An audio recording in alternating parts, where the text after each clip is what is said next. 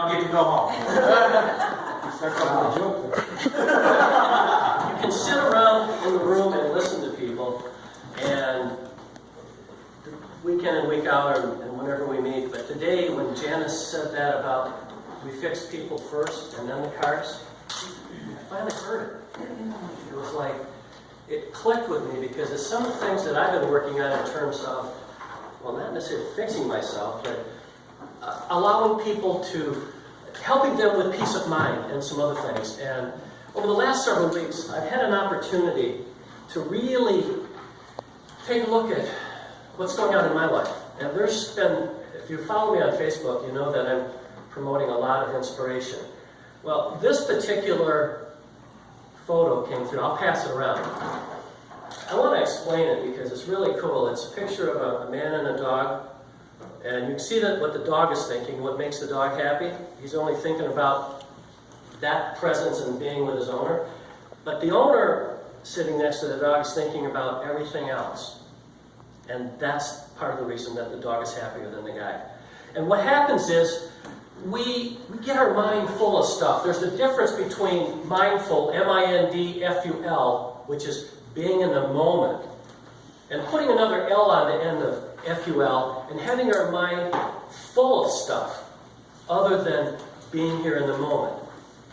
I love your story too, Gino, and I believe that this particular quote, and I may have done this before, but this is my goal, to be more with the intuitive mind. The intuitive mind is a sacred gift, and the rational mind is a faithful servant. We've created a society that honors the servant and has forgotten the gift, which is the intuitive mind, which I believe that Gino brought it to our attention. He's not the only guru in the room. We all are. The issue is that many times we're not paying attention. We're all blessed with whatever we need, and if you look around the room here, we're all getting it. And Michelle Smith, I have a quick story. By the way, I have a new website. You're going to love it. It's at CourseChuckDodge.com. There's only 2 things out there being promoted right now.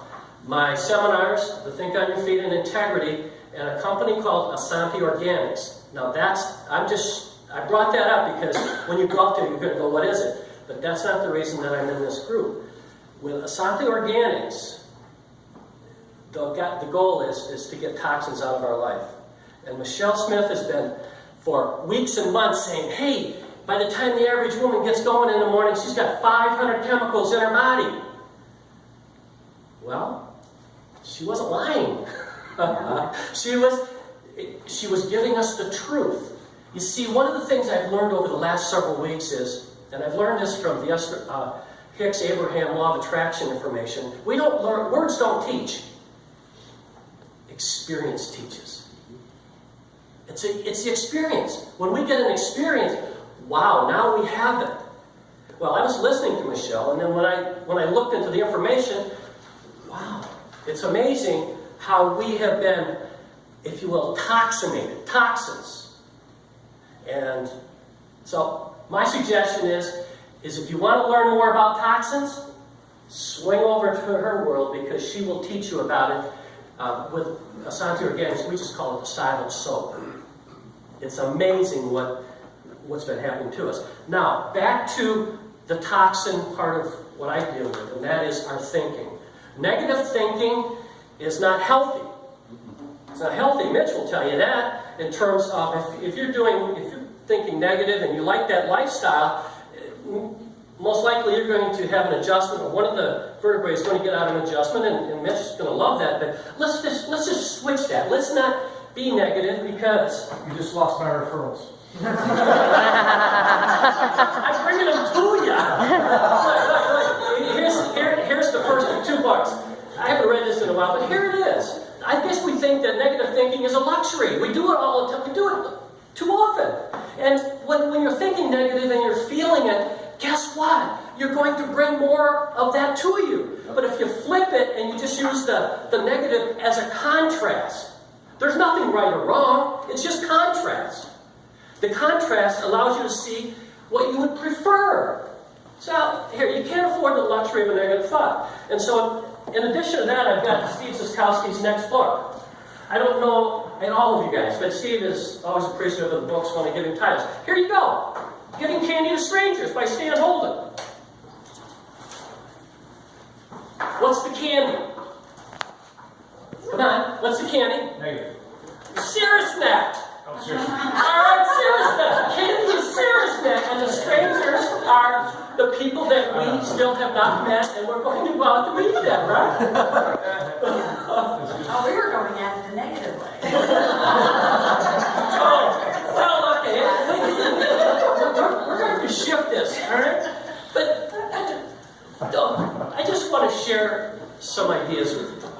And I really want you to, if you will, just pay attention as to when you're doing them, or when they show up in your life, or if I say something that you like, just do it or use it in a way that benefits you.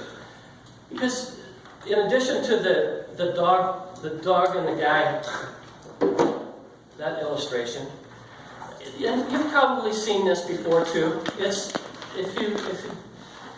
The Far Side.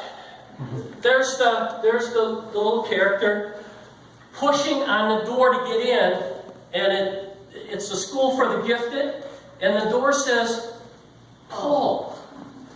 So we're going through life pushing when all we've got to do is like what Gina said.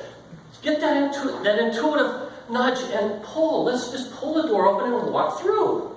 So there's that, and then one more here. There's Rex on the high wire. And the caption is, I'll pass this around. The caption is that here's Rex on the high wire. He tried to remain focused. Still, he couldn't shake that one nagging thought.